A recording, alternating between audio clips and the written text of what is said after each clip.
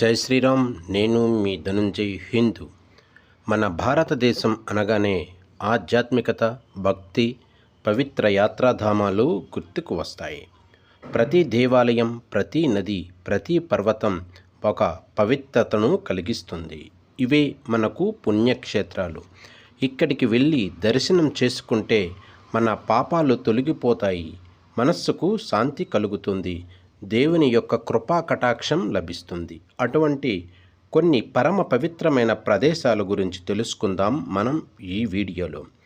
కాశీ, వారణాసి, విశ్వనాథుని జ్యోతిర్లింగం. ఇక్కడ మరణించిన వారు మోక్షం పొందుతారనే విశ్వాసం.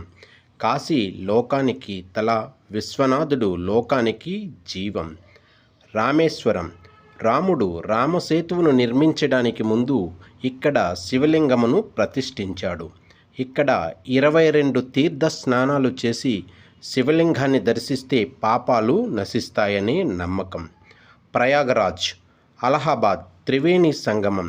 గంగా, యమున, సరస్వతి నదులు కలిసే చోటు. ఇక్కడ కుంభమేళా ప్రసిద్ధి.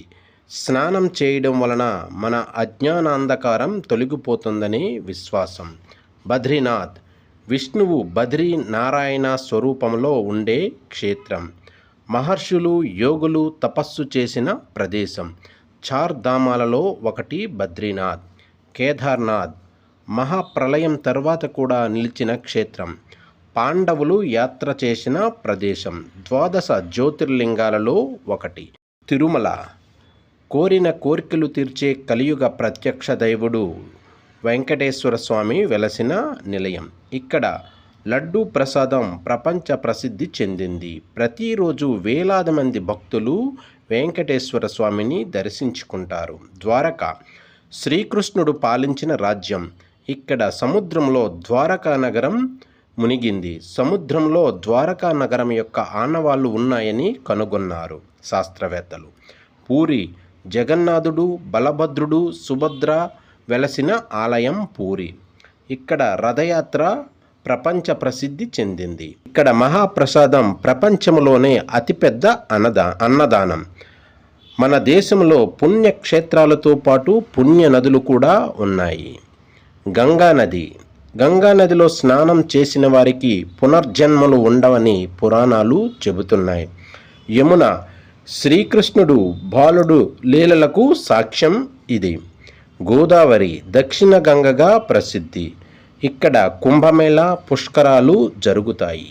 కృష్ణానది. పుణ్యక్షేత్రాలు వెలసిన నది కృష్ణానది. సరస్వతి అదృశ్యమైనది, త్రివేణి సంగమం వద్ద ఉన్నదనే విశ్వాసం. పుణ్యక్షేత్రాలను దర్శించుకోవడం వలన మనకు కలిగే లాభాలు: పాప విమోచనం కలుగుతుంది, భక్తి శ్రద్ధలు పెరుగుతాయి, మనస్సు ప్రశాంతంగా ఉంటుంది, కుటుంబానికి ఐశ్వర్యం కలుగుతుంది, పితృదేవతలు సంతృప్తి చెందుతారు, చివరికి మోక్ష ప్రాప్తి కూడా లభిస్తుంది. మన జీవితంలో ఒక్కసారి అయినా పుణ్యక్షేత్రాలు యాత్ర తప్పనిసరిగా చేయాలి. ఇది కేవలం పర్యటన కాదు, ఆధ్యాత్మిక పయనం. ప్రతి అడుగు మనల్ని దేవుని దగ్గరకు తీసుకువెళుతుంది, ప్రతి శ్వాసను పవిత్రం చేస్తుంది. మనం ఎక్కడ ఉన్నా భక్తితో దేవుడిని స్మరిస్తే అది మనకు పుణ్యక్షేత్రం అవుతుంది. ఈ వీడియో మీకు నచ్చితే ఒక లైక్, కామెంట్ చేయండి. జై హింద్. భారత్ మాతా కీ జై.